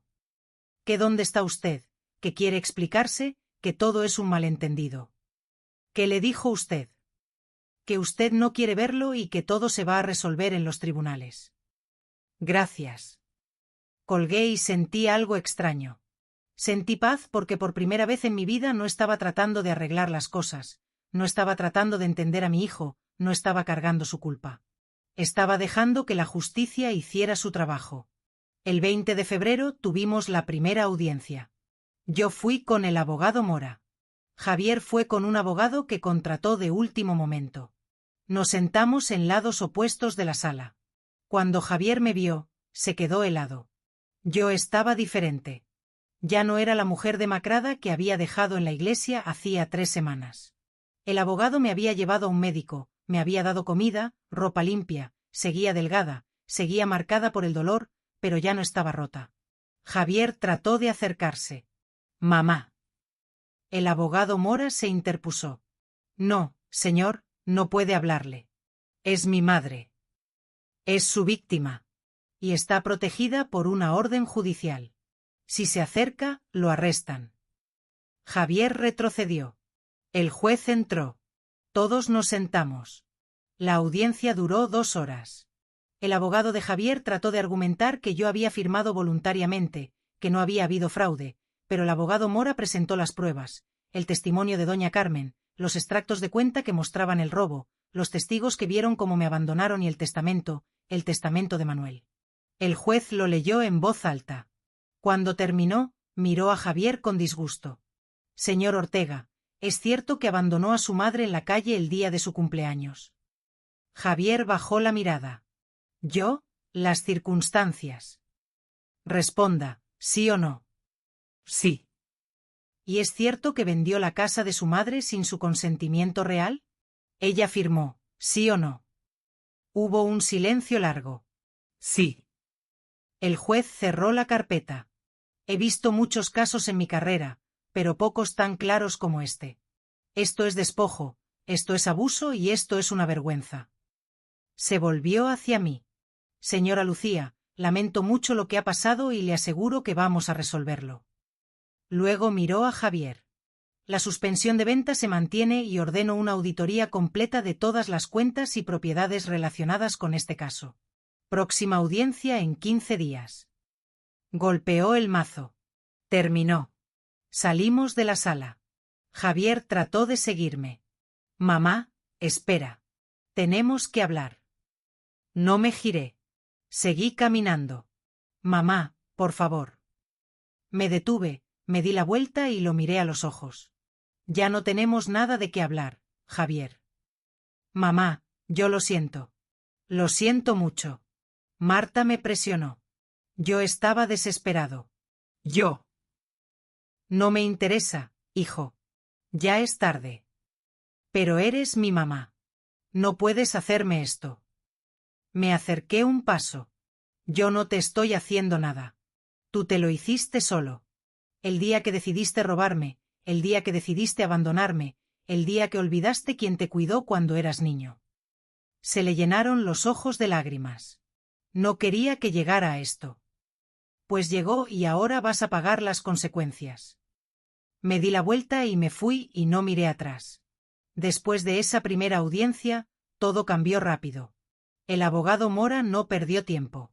Contrató un contador forense para revisar todas las transacciones que Javier había hecho desde que me hizo firmar el poder notarial y lo que encontraron fue peor de lo que yo imaginaba. El 23 de febrero, el abogado me visitó en la casa donde me estaba quedando. Traía una carpeta gruesa llena de documentos. Señora Lucía, necesito que vea esto. Se sentó conmigo en la mesa de la cocina, abrió la carpeta. Su hijo no solo gastó los 30.000 euros de la cuenta de ahorros. También sacó préstamos a su nombre, 3 tarjetas de crédito, un préstamo bancario, todo usando la casa como garantía. Sentí que me faltaba el aire. ¿Cuánto debe? 50.000 euros. En total, 50.000 euros de deudas a mi nombre, pero yo no firmé nada de eso. Lo sé. Por eso es fraude y por eso vamos a demandarlo penalmente también. No solo es despojo, señora, es robo con agravantes. Su hijo puede ir a la cárcel. La palabra me golpeó. Cárcel. Mi hijo en la cárcel. El abogado debió ver algo en mi cara porque me puso la mano sobre el brazo. Señora Lucía, sé que esto es difícil, pero tiene que entender algo.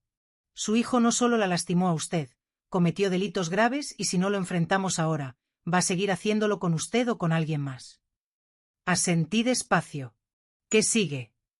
La próxima audiencia es el 7 de marzo. Para entonces vamos a pedir que se anule completamente el poder notarial, que se revierta la venta de la casa y que su hijo devuelva todo el dinero que tomó. Además, vamos a presentar cargos penales y las deudas, esas también se van a anular porque fueron adquiridas fraudulentamente. Usted no va a tener que pagar nada. Me quedé callada mirando los papeles, números, fechas, firmas que no eran mías. Hay algo más, dijo el abogado. El comprador de la casa, la inmobiliaria, está furiosa. Ellos ya le dieron a su hijo una señal de 20.000 euros y ahora no pueden escriturar. Están amenazando con demandar a Javier por incumplimiento de contrato. ¿Qué significa eso? Que su hijo va a tener que devolverles esos 20.000 euros, más daños y perjuicios. Probablemente otros 20.000 más y no tiene forma de pagarlos. Por primera vez en semanas sentí algo parecido a una sonrisa. La vida cobra sus deudas, dije en voz baja. Sí, señora. La vida siempre cobra. Los días siguientes fueron extraños para mí. Estaba sola en esa casa pequeña, pero por primera vez en años no me sentía sola. Doña Carmen venía a visitarme casi todos los días. Me traía comida, me contaba chismes del barrio, me hacía compañía. Te echamos de menos, Lucía, me decía. La calle no es la misma sin ti. Pronto voy a volver, le decía yo. Pronto. Otras vecinas también vinieron. La señora Martínez, que vivía 3 casas más allá, don Arturo, el de la tienda de ultramarinos. Gente que conocía de toda la vida, que me vio crecer, que compartió tardes de café con Manuel y conmigo. No sabíamos lo que te estaba pasando, me dijo la señora Martínez. Si hubiéramos sabido. Ya pasó, le dije. Ya pasó. Pero lo más extraño fue descubrir que durante todo el tiempo que estuve en la calle, que dormí en bancos y busqué comida en la basura, había gente que me buscaba.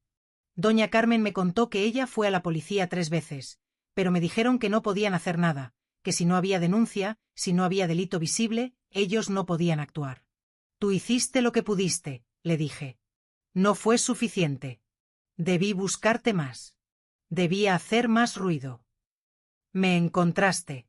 Eso es lo que importa. El 1 de marzo recibí una llamada del abogado Mora.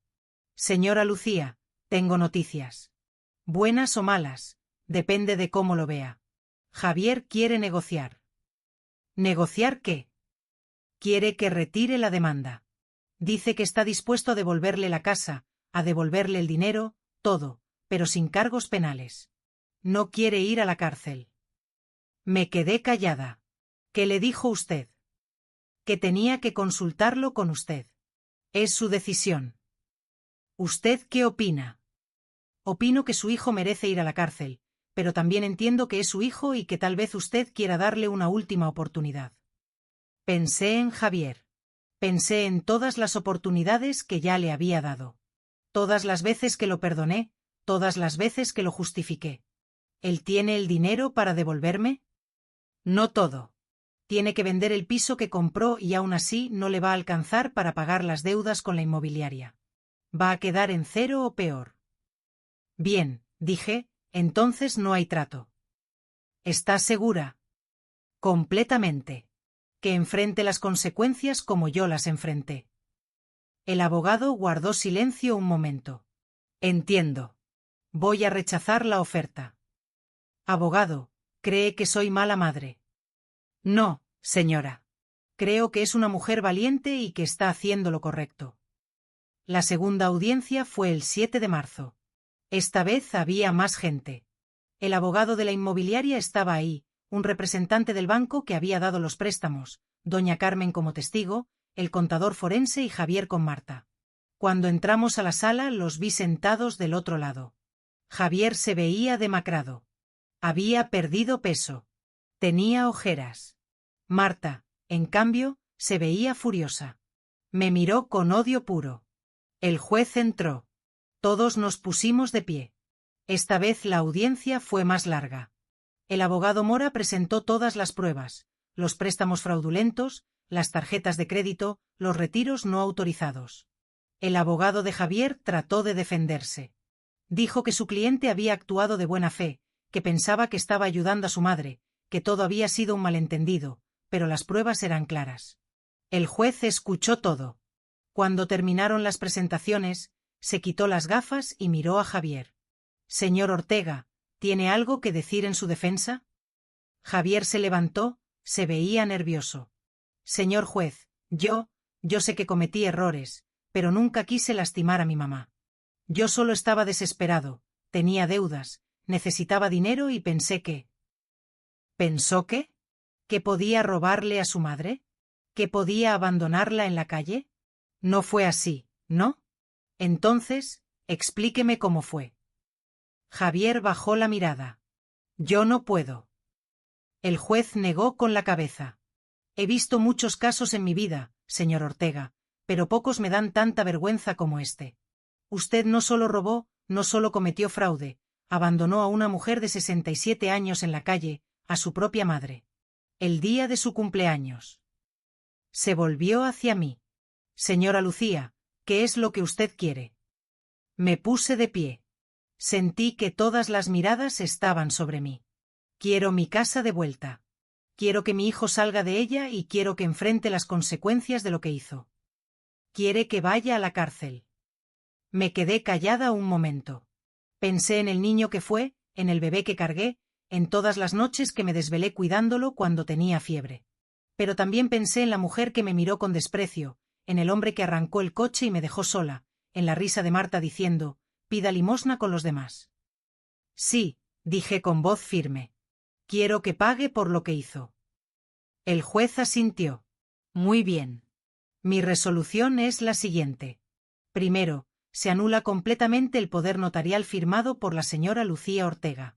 Se declara nulo por haber sido obtenido mediante engaño. Segundo, se anula la venta de la propiedad ubicada en calle Nísperos 47. Dicha propiedad vuelve a ser propiedad exclusiva de la señora Lucía Ortega. Tercero, el señor Javier Ortega debe desalojar inmediatamente dicha propiedad.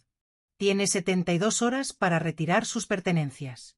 Cuarto, el señor Javier Ortega debe devolver la suma de 30.000 euros que tomó de la cuenta de ahorros de su madre. Quinto, se anulan todas las deudas adquiridas fraudulentamente a nombre de la señora Lucía. Y sexto, hizo una pausa. Se remite el caso a la Fiscalía para que se investigue el delito de fraude con agravantes. El señor Ortega queda bajo arresto domiciliario hasta que se resuelva el proceso penal. Golpeó el mazo. Se levanta la sesión. Javier se quedó pálido. Marta explotó. Esto es injusto. Ella lo está destruyendo. Es su madre. ¿Cómo puede hacerle esto? El juez la miró con dureza. Señora, le sugiero que se calle. Usted fue cómplice de todo esto y si no quiere terminar con cargos, también le conviene mantenerse al margen. Marta cerró la boca, pero la rabia en sus ojos no se apagó. Salimos de la sala. Esta vez fue diferente. Esta vez yo no huí. Esta vez me quedé afuera esperando a que ellos salieran. Cuando Javier apareció, me vio y se detuvo. Mamá. Tienes 72 horas para salir de mi casa. Javier, ¿a dónde vamos a ir? No tenemos dinero, no tenemos nada. Yo tampoco tenía nada cuando me dejaste en esa iglesia y sobreviví. Pero yo soy tu hijo. Y yo era tu madre, pero eso no te importó. Marta se acercó.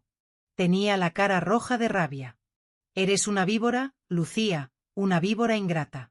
Nosotros te dimos casa, te dimos comida. Me robaron mi casa, me robaron mi dinero, me robaron mi dignidad. Eso fue lo que me dieron. Te hubieras muerto en la calle si no fuera por nosotros. Me dejaron en la calle. ¿Ya se te olvidó? Marta levantó la mano como si fuera a golpearme. El abogado Mora se interpuso inmediatamente. Ni lo piense, señora. Hay policías aquí y si la toca, la arresto yo mismo. Marta bajó la mano, pero me miró con un odio que me heló la sangre. Esto no se queda así, dijo en voz baja. Vas a pagar por esto. Ya pagué suficiente, le dije. Ahora les toca a ustedes. Me di la vuelta y me fui. El 9 de marzo, el abogado Mora me llevó de regreso a mi casa. 72 horas habían pasado. Javier y Marta tenían que haberse ido. Cuando llegamos, vi que el coche de Javier ya no estaba. La casa se veía vacía, silenciosa. El abogado abrió la puerta con las llaves que el juez nos había dado. Entramos. La casa estaba destrozada. Habían sacado todo lo que pudieron. Muebles, electrodomésticos, cuadros. Habían dejado las paredes vacías con los huecos donde estaban colgadas las cosas. La cocina estaba vacía, el frigorífico se lo llevaron, la cocina, todo. En el salón solo quedaba el sofá viejo donde Manuel y yo nos sentábamos. El que Marta había dicho que estaba feo. Caminé por la casa en silencio. Cada habitación me traía memorias, pero también me traía dolor.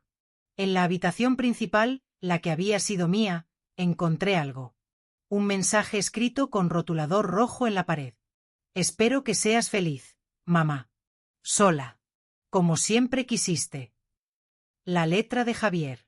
Me quedé mirando esas palabras y sentí algo, pero no fue tristeza, no fue culpa, fue alivio, porque ahí, en ese mensaje lleno de rabia, vi la verdad. Mi hijo nunca me amó y yo había pasado toda mi vida tratando de ganármelo. Pero ya no más. ¿Quiere que lo borremos?, preguntó el abogado. No, dije. Déjelo. Es un recordatorio. ¿De qué? De lo que no debo olvidar. Salimos al patio. El árbol de níspero seguía ahí, fuerte, verde, lleno de vida. Me senté bajo su sombra, puse mi mano en el tronco. Manuel, susurré, ya volví a casa. Y el viento movió las hojas como si él me estuviera respondiendo. Los días siguientes fueron de reconstrucción. Doña Carmen y otras vecinas vinieron a ayudarme. Me trajeron ollas, platos, una cama vieja que tenían guardada. Poco a poco la casa empezó a llenarse otra vez, no con cosas caras, sino con cosas que importaban. El 15 de marzo recibí una llamada del abogado Mora. Señora Lucía, tengo noticias. Javier fue arrestado. El corazón me dio un vuelco. ¿Qué pasó? Violó el arresto domiciliario. Intentó salir del país con dinero que no era suyo. Lo detuvieron en el aeropuerto y ahora va a enfrentar juicio y probablemente va a pasar varios años en la cárcel. Me quedé callada. ¿Está bien, señora? Sí, estoy bien. ¿Hay algo más? La inmobiliaria ganó su demanda contra Javier. Él les debe 40.000 euros y como no puede pagar, van a embargar todo lo que tenga, incluyendo el piso que compró. Sí, Marta ya no tiene dónde vivir. Escuché que se fue con su familia a otra ciudad. Así que así terminó. Mi hijo en la cárcel, su esposa huyendo, todo lo que robaron perdido. La vida siempre cobra sus deudas. El 20 de marzo, un mes después de que el juez dictara sentencia, tuve una visita inesperada. Era Javier. Estaba con un oficial. Tenía esposas en las manos. Se veía más delgado, más viejo, como si en un mes hubiera envejecido 10 años. Señora, dijo el oficial, el señor Ortega pidió permiso para visitarla, para hablar con usted. ¿Acepta? Miré a mi hijo. Ese hombre que una vez fue un niño en mis brazos. Sí, dije. Acepto. Entraron a la casa. El oficial se quedó en la puerta. Javier se sentó en el sofá. Yo me senté frente a él. Hubo un silencio largo. Mamá, empezó, tenía la voz rota. Mamá, lo siento tanto. No respondí. Sé que no tengo derecho a pedirte perdón. Sé que lo que hice fue imperdonable, pero necesito que sepas que yo nunca quise que las cosas llegaran tan lejos. ¿Hasta dónde querías que llegaran, Javier? ¿Solo hasta robarme? ¿Solo hasta echarme de mi casa? ¿Dónde estaba el límite para ti? Se le llenaron los ojos de lágrimas. No lo sé. No lo sé, mamá. Estaba cegado, estaba desesperado. Marta me presionaba. Las deudas me ahogaban y yo perdí el rumbo. Perdiste más que el rumbo.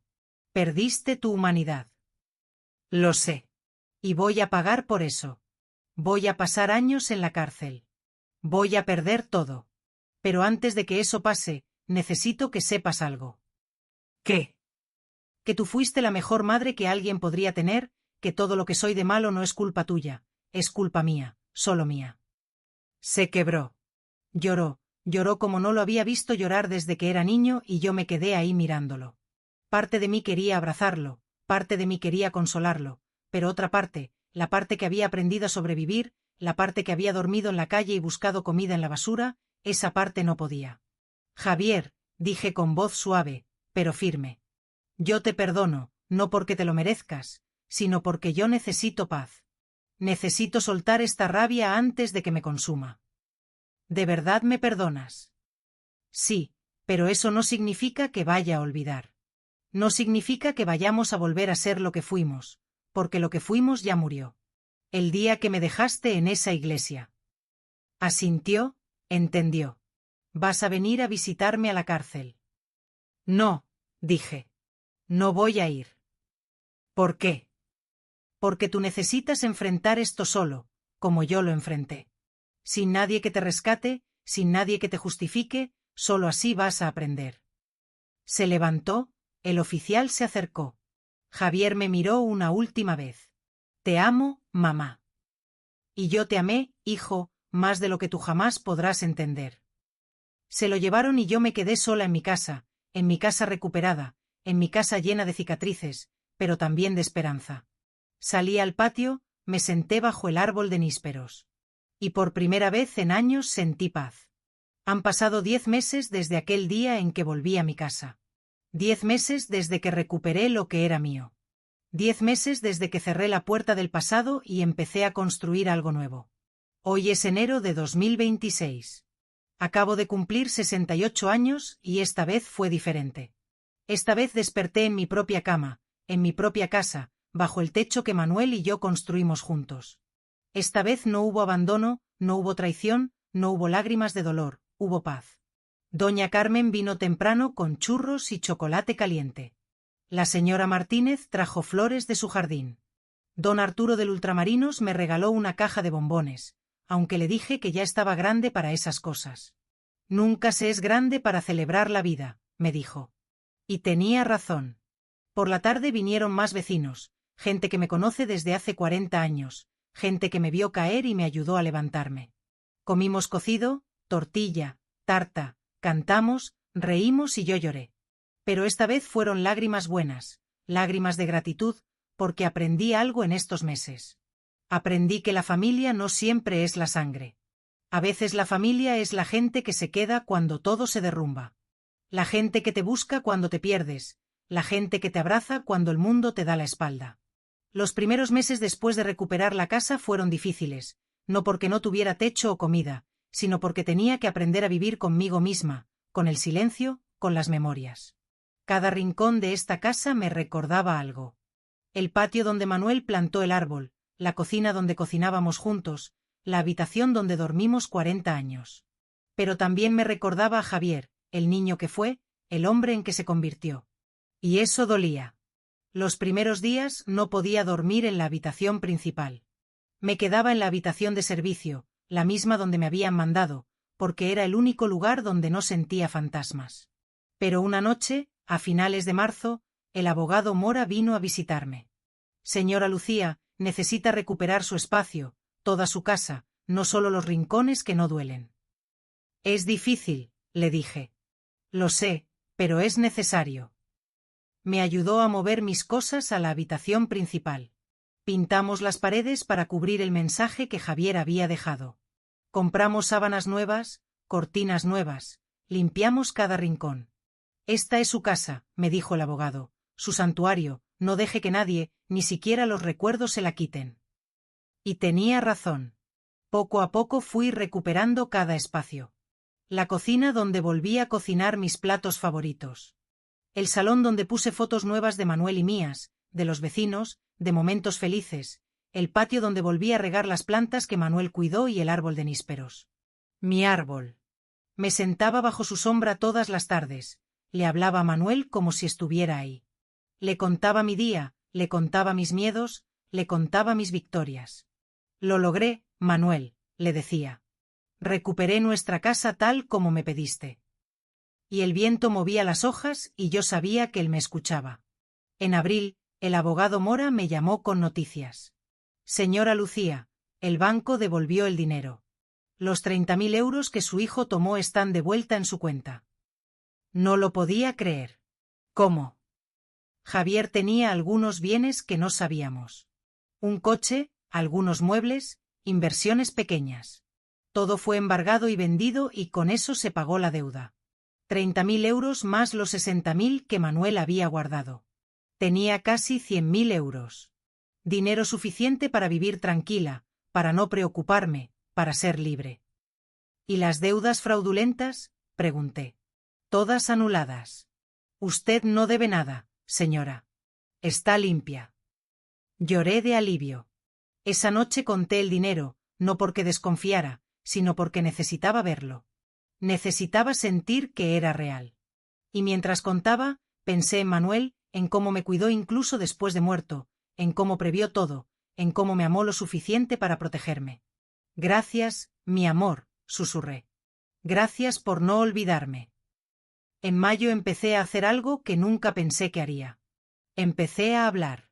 Doña Carmen me invitó a una reunión de mujeres en la iglesia, un grupo de señoras que se juntaban los jueves por la tarde para tomar café y charlar. Al principio no quise ir. Me daba pena, me daba vergüenza contar mi historia, pero doña Carmen insistió. Lucía, tu historia puede ayudar a alguien, puede salvar a alguien. Fui. Éramos como 15 mujeres, algunas jóvenes, otras de mi edad, todas con historias, todas con cicatrices. Cuando me tocó hablar, no sabía por dónde empezar, pero empecé por el principio, por Manuel, por nuestro matrimonio, por Javier y luego conté lo que pasó. El despojo, el abandono, la calle, el testamento, la justicia. Cuando terminé había silencio y luego una mujer más joven que yo levantó la mano. Yo estoy viviendo algo parecido, dijo con voz temblorosa. Mi hijo me está presionando para que le firme la casa. Dice que es para protegerme, pero yo no sé si confiar. La miré a los ojos. No firmes, le dije. No firmes nada que no entiendas. No importa quién te lo pida, ni siquiera tu hijo. Pero es mi hijo. Y yo también tuve un hijo. Y mira lo que pasó. Otra mujer habló. ¿Y el perdón, tú lo perdonaste? Sí, pero perdonar no significa olvidar, no significa volver a confiar. Significa soltar el veneno para que no te mate. Eso es el perdón. Esa tarde salí de la iglesia sintiendo algo extraño. Sentí que mi dolor había servido para algo, que mi historia no había sido en vano. Y desde ese día volví todos los jueves, hablé con más mujeres, escuché sus historias, les di consejos, les di esperanza, porque si yo sobreviví, ellas también podían. En junio recibí una carta, era de la cárcel de Javier. La sostuve en mis manos durante horas sin abrirla. Tenía miedo de lo que pudiera decir, pero finalmente la abrí. Mamá, no sé si leas esto, no sé si quieras saber de mí, pero necesito escribirlo. Llevo 4 meses aquí, 4 meses pensando en todo lo que hice, en todo lo que perdí, en todo lo que te hice. Y no hay día en que no me arrepienta. Aquí adentro uno tiene mucho tiempo para pensar, para ver quién eres realmente cuando te quitan todo lo demás. Y lo que veo no me gusta, mamá. No me gusta nada. Fui egoísta, fui cruel, fui todo lo que papá temía que fuera. Él lo sabía, ¿verdad? Por eso hizo ese testamento. Por eso te protegió, porque sabía que yo iba a fallarte. Y lo hice. No espero que me perdones, no espero que me visites, no espero nada. Solo quiero que sepas que estoy tratando de cambiar. Estoy yendo a terapia. Estoy trabajando en la biblioteca de la prisión. Estoy tratando de ser alguien mejor, no por ti ni por nadie más, sino por mí. Porque si salgo de aquí siendo la misma persona que entró, entonces todo esto no habrá servido de nada. Te amo, mamá, aunque no lo merezca, aunque lo perdí todo. Te amo, Javier. Terminé de leer con lágrimas en los ojos. No sé si creerle. No sé si es real o si solo es arrepentimiento porque perdió. Pero una parte de mí, la parte que todavía es madre, quiere creer que puede cambiar. No voy a visitarlo, no voy a escribirle. Pero guardé la carta porque tal vez algún día, cuando hayan pasado años, cuando las heridas estén más cerradas, podamos hablar o tal vez no y está bien así, porque aprendí que no puedo salvar a nadie que no quiere salvarse, que no puedo amar por dos, que no puedo cargar la culpa de las decisiones de otros, ni siquiera de mi hijo. En agosto hice algo que Manuel y yo siempre quisimos hacer, pero nunca pudimos. Viajé. El abogado Mora me ayudó a conseguir los papeles. Doña Carmen vino conmigo. Fuimos a Valencia a ver el mar, a comer paella, a caminar por las playas. Fue la primera vez en mi vida que salí de mi ciudad sin Manuel y fue extraño, pero también fue liberador. Me senté en la arena mirando el Mediterráneo, sintiendo el sol en la cara y pensé en todo lo que había pasado, en todo lo que había sobrevivido. Y me sentí orgullosa, orgullosa de no haberme rendido, orgullosa de haber luchado, orgullosa de estar aquí viva, respirando, sintiendo. Manuel, dije al viento, estoy viviendo como me pediste. Estoy viviendo. Y el mar me respondió con sus olas. En octubre, el juicio de Javier terminó. Lo sentenciaron a 5 años de prisión, 5 años por fraude con agravantes, por despojo, por robo. El abogado me llamó para darme la noticia. ¿Cómo se siente?, me preguntó. No sé, le dije honestamente, triste, aliviada, confundida, todo al mismo tiempo. Es normal, es su hijo. Lo sé, pero también es un criminal. Y esas dos cosas pueden ser verdad al mismo tiempo. Sí, pueden. No fui a la sentencia. No quise verlo. No quise escucharlo porque ya había cerrado esa puerta y no quería volver a abrirla. En noviembre empecé a trabajar como voluntaria en el albergue, donde dormí cuando estaba en la calle. Servía comida, hablaba con las mujeres, les contaba mi historia, les daba esperanza. Si yo pude salir, les decía, ustedes también pueden. Una mujer más joven que yo me preguntó, ¿vale la pena? ¿Vale la pena seguir intentando? La miré a los ojos. Sí, porque la vida siempre da vueltas y lo que hoy parece imposible mañana puede ser tu realidad, pero tienes que seguir, tienes que creer. Y vi en sus ojos algo que reconocí, algo que yo también tuve, esperanza. En diciembre, un año después de aquel terrible diciembre, cuando todo se derrumbó, decoré mi casa, puse luces, puse un árbol pequeño, cociné chocolate y roscón e invité a todos los que me ayudaron, doña Carmen, la señora Martínez, don Arturo, el abogado Mora, las mujeres del grupo de la iglesia, la gente del albergue. Llenamos la casa de risas, de comida, de amor. Y esa noche, mientras todos comían y hablaban, salí al patio. Me senté bajo el árbol de nísperos. Miré las estrellas. Manuel, susurré. Cumplí tu última voluntad. Recuperé nuestra casa, saqué a Javier y estoy viviendo. Estoy viviendo sin miedo. Y juro que sentí su presencia como una brisa cálida en la noche fría, como un abrazo invisible. Gracias, le dije, gracias por amarme. Gracias por cuidarme. Gracias por enseñarme que el amor verdadero protege. Incluso después de la muerte volví adentro, volví con mi gente, con mi familia elegida y celebramos. Celebramos la vida, celebramos la justicia, celebramos el amor que permanece cuando todo lo demás se va. Hoy, mientras les cuento esta historia, mientras revivo cada momento de dolor y cada momento de victoria, me doy cuenta de algo. Me doy cuenta de que no me arrepiento. No me arrepiento de haber luchado. No me arrepiento de haber demandado a mi hijo. No me arrepiento de haberlo sacado de mi vida porque eso me salvó. Y también le di una oportunidad a él, una oportunidad de enfrentar sus errores, de cambiar, de crecer. No sé si lo va a hacer. No sé si cuando salga de la cárcel va a ser diferente, pero esa es su responsabilidad, no la mía. Yo hice lo que tenía que hacer. Protegí lo que era mío. Defendí mi dignidad. Honré la memoria de Manuel y ahora vivo. Vivo de verdad. Ya no soy la mujer que fue abandonada en una iglesia.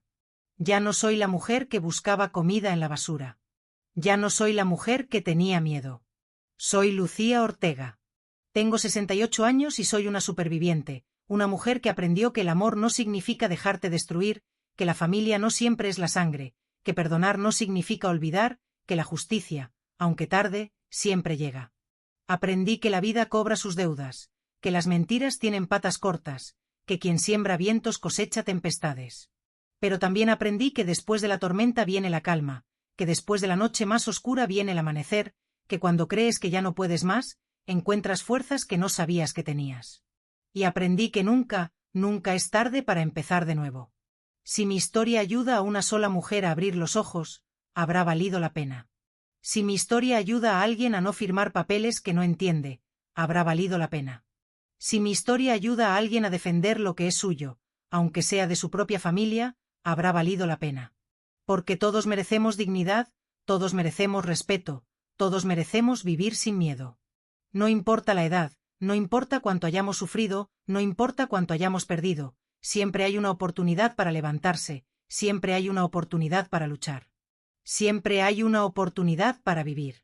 Esta mañana en mi cumpleaños número 68 desperté temprano, preparé café, salí al patio. El árbol de nísperos estaba lleno de frutos. Manuel siempre decía que esos frutos eran dulces, pero llegaban en su tiempo. No se podían forzar. Había que esperar y tenía razón como siempre. Tomé un níspero, lo pelé, lo probé. Estaba dulce, maduro, perfecto, como mi vida ahora. Dulce después de tanta amargura, madura después de tanto dolor, perfecta en su imperfección. Me senté bajo el árbol, cerré los ojos, sentí el sol en mi cara y sonreí porque estoy en casa, porque estoy en paz, porque estoy viva. Y eso después de todo lo que pasé es más que suficiente. Gracias por escucharme hasta el final. Si esta historia tocó tu corazón, suscríbete y activa la campanita para escuchar más historias de mujeres que transformaron su dolor en sabiduría. Cada día una mujer, una lección de vida. Comparte esta historia con alguien que amas. A veces una historia así puede cambiar todo un día. Que Dios te bendiga y hasta la próxima.